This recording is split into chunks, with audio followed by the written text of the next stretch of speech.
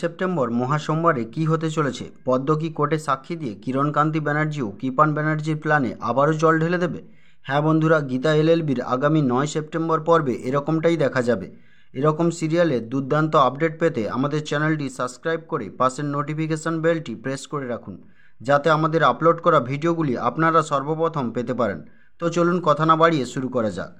Agnijit মুখার্জিকে bell করানোর পর কিরণকান্তি ব্যানার্জি ও ভজন মিত্তির নানাভাবে পদ্মকে মারার চেষ্টা করে, কিন্তু প্রতিবারই কোনো না কোনো কারণে পদ্ম বেঁচে যায়। প্রথমে আততায়ীর হাত থেকে পলয় মুখার্জি বাঁচায়, আবারও দ্বিতীয়বার গীতা নার্সের হাত থেকে বাঁচিয়ে নেয়। এইভাবে কড়া নজরের মধ্যে গীতা পদ্মকে রক্ষা করে।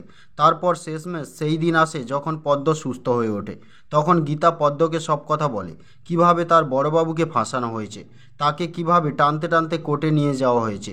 যে লোকটা সবসময় কোর্টে কেস লড়ে সম্মানের সঙ্গে বেঁচেছে, সেই অগ্নিজিৎ মুখার্জিকে কিভাবে কোর্টে এবং জেলখানাতে অসম্মান করা হয়েছে। সেদিন অগ্নিজিৎ মুখার্জি পদ্মকে আশীর্বাদ করতে গিয়ে কিভাবে তাকে খুন করার অপরাধে ফেঁসে যায়। তারপর গীতা পদ্মকে জিজ্ঞাসা করে, পদ্ম ওই দিন কী হয়েছিল বল, না হলে তোর বড়বাবুর অনেক বড় ক্ষতি হয়ে যাবে। এ কথা শুনে পদ্ম বলে, না গীতা দিদিমণি, বড়বাবুর কিচ্ছু হবে না। উনি আমার উপর যতই রাগ দেখাক না কেন, আমি ওনাকে আমার বাবার মতো সম্মান করি।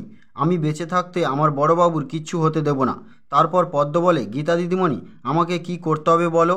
আমি আমার বড়বাবুকে সসম্মানে বাড়িতে দেখতে যাই। তার জন্য আমাকে যা করতে হয় তাই করব। তখন গীতা বলে, চিন্তা করিস না পদ্ম, কিরণকান্তি ব্যানার্জি এবং ভজন মিত্তির অনেক খেল খেলেছে। এবার ওদের পাপের ঘোড়া পূর্ণ হয়েছে, ওদের আর কেউ বাঁচাতে পারবে না। তারপর গীতা পদ্মকে বলে, পদ্ম, কাল কোর্টে কেসের ডেট আছে, আমি তোকে নিয়ে যাব।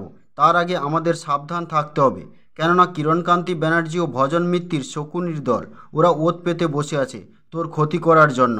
তো বন্ধুরা, আজকের পর্ব এই পর্যন্ত। আবার দেখা হবে পরবর্তী পর্বে। ততক্ষণে সুস্থ থাকুন, ভালো থাকুন, আর ভালো লাগলে একটি লাইক দেবেন। Thank you.